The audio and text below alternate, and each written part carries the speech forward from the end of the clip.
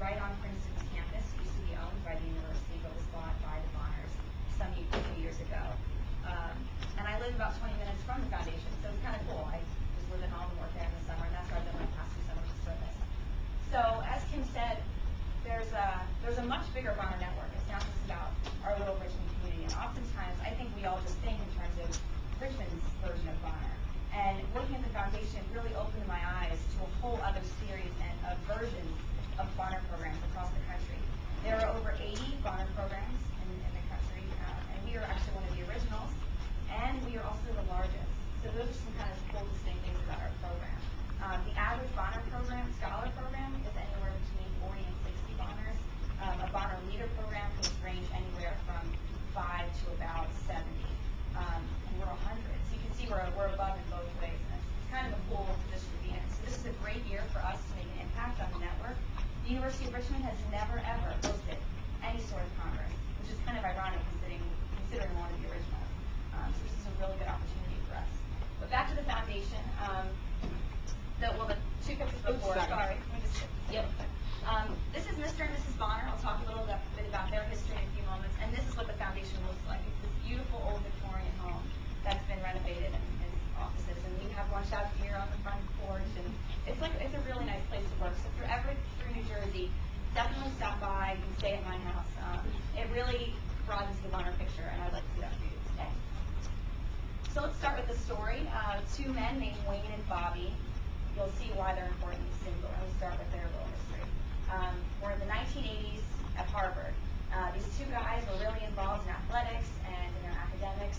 Wayne was studying government, Bobby was studying business, and both of them had always been pretty athletic. Bobby played for the rugby team, and Wayne had tried out to be on the soccer team, but didn't make it.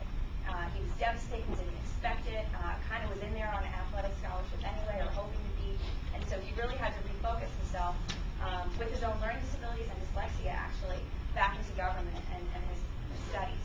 But that wasn't as fulfilling as he had wanted it to be, so he thought a little bit more about soccer and what he could do. And so he decided to create a nonprofit in Monterey, which is called HEART. And it still exists today in Boston as a volunteer organization through Harvard.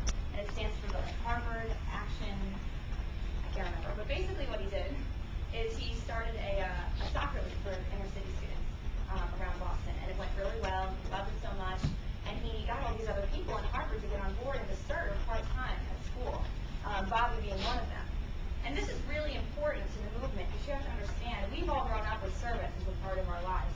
Can someone tell me when you started doing service? When did you start? Huh?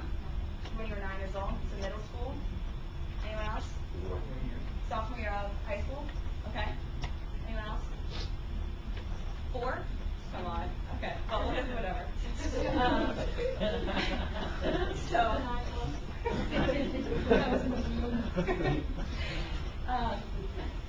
the cool thing is our generation has always been accustomed to doing service, right? So when you're applying to college, you think of kind of college in 3 ways: academics, athletics, and now service.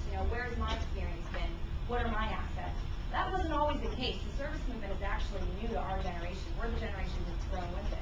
Before, service was only attached to religious or spiritual groups and seen as missionary work.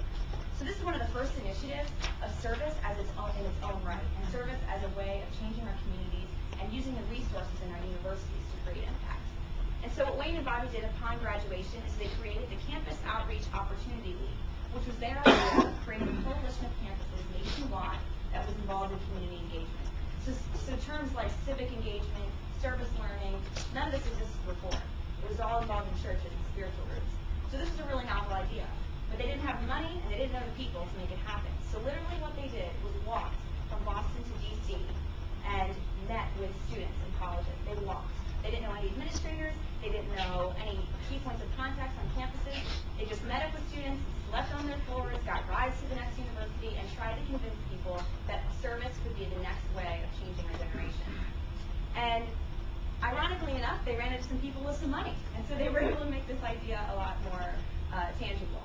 And Corella and Bertram F. Bonner lived in Princeton, where Wayne grew up. And Wayne's father was the reverend at the Nassau Presbyterian Church in the center of Princeton. And the Bonners were parishioners there. And they were thinking about their investment fund. Mr. Bonner was an investment guy, and he had a lot of money for business, and to particularly through real estate. All those Levittown, the cookie cutter housing neighborhoods, he was involved. He was one of the first builders. And so a lot of his money came from that. And he met Corella in New York City, who was working in a hotel chain. So she was from a totally different social stratosphere. She actually grew up in the Appalachian Mountains in extreme poverty. So when they met and fell in love, it was a total clash of civilizations, if you will.